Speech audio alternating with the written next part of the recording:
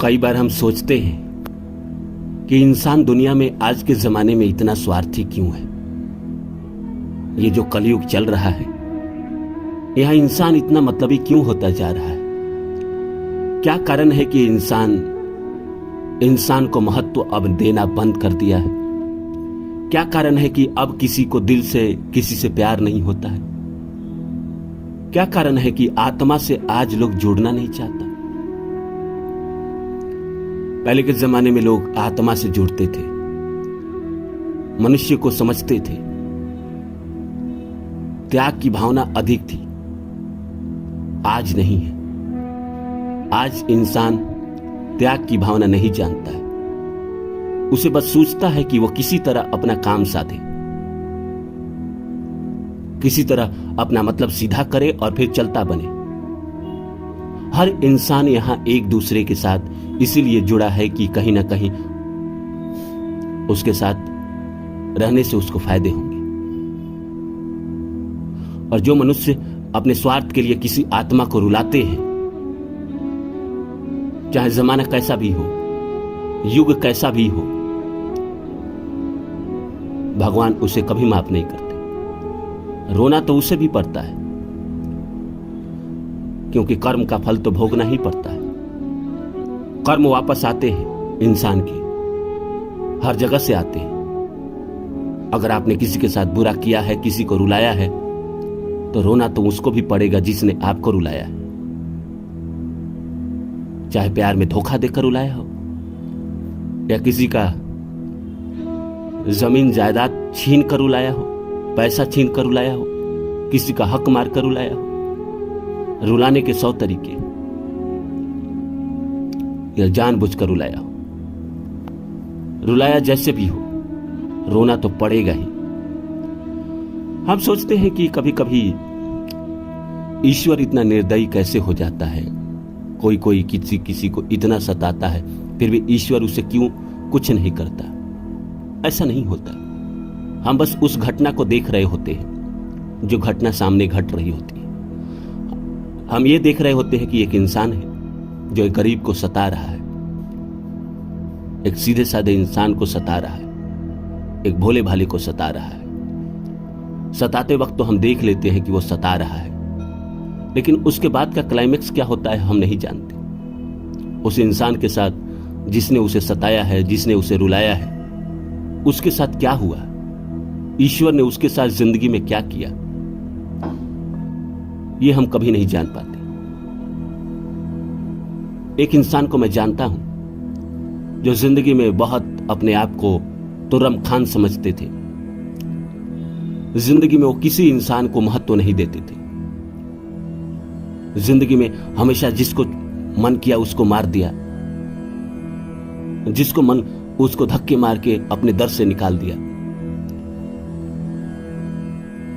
कई बार ऐसा घटना हुआ है। मैं एक बार ऐसे इंसान को जानता हूं जिसकी मैं बात कर रहा हूं। उनके दरवाजे पे एक इंसान आया था जिस गरीब आदमी का पैसा इनके पास बाकी था, कुछ लाख रुपया। वो आया इनके दर पे, सुबह आकर बैठा। ये 11 बजे दिन को उठने के बाद जब वो मिला और उसने कहा कि मेरा पैसा दे दीजिए, तो इस इंसान ने उस इंसान को लात मारकर अपने दरवाजे से भगाया था। वो रोता रहा, गिड़गिड़ाता रहा, मांगता रहा, कहता रहा कि मेरी बेटी की शादी है, मेरा पैसा मुझे दे दीजिए, नहीं तो मैं बर्बाद हो जाऊंगा। इस इंसान ने एक न सुनी, उस इंसान को लात मार के भगाया। देखिए कर्मा कैसे काम करता है। कुछ वर्ष बाद, लगभग 12 साल बाद, ऐसा हुआ कि वो इंसान जिसने लात मार के उस इंसान को भगाया था, एक बार अपने बेटी से मिलने जा रहे थे और जा रहे थे ऑटो से। लगभग आज से 20 साल पहले की बात है। उस समय ऑटो से जाना बड़ी बात थी। ऑटो से जा रहे थे और वो भी जा रहे थे अपने बेटी से मिलने के लिए। अचानक पीछे से ट्रक आई, ऑटो को उसने ठोका और वो ऑटो वहीं पलट गई। पलटते ही इनके पैर ऑटो के नीचे आ गए। वही पैर जिसके साथ इन्होंने अत्याचार किया था उस गरीब आदमी को, उसी पैर से उन्होंने लात मारे थे, और वही पैर उस ऑटो के नीचे आ गई और आधा कट गई।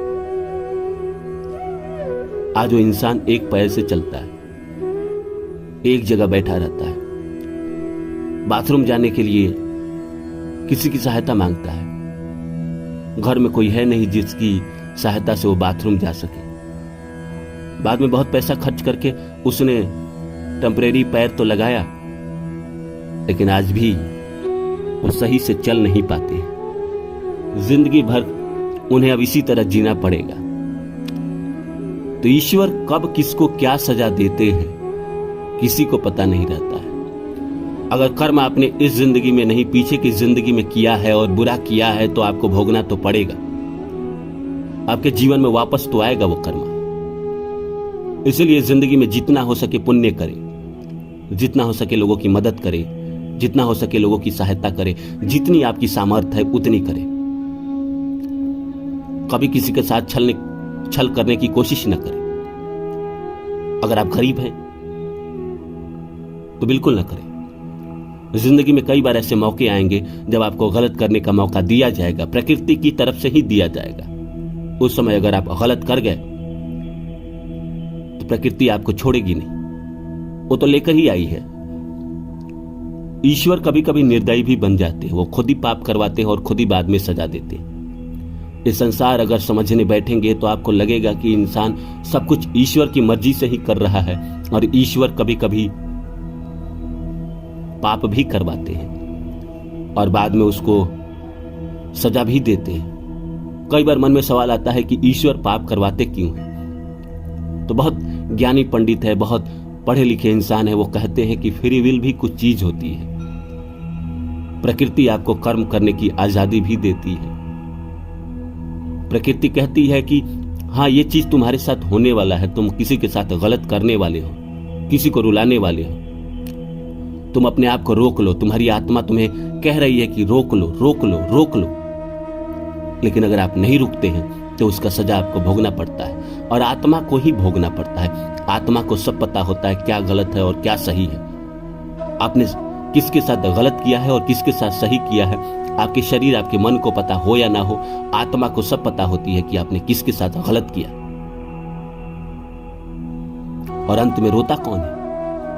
आत्मा ही रोती है। अगर आप अंधेरे कमरे में बैठे हैं, अकेले बैठे हैं, किसी के प्यार की जुदाई में बैठे हैं, रो रहे हैं, तो रो कौन रहा है?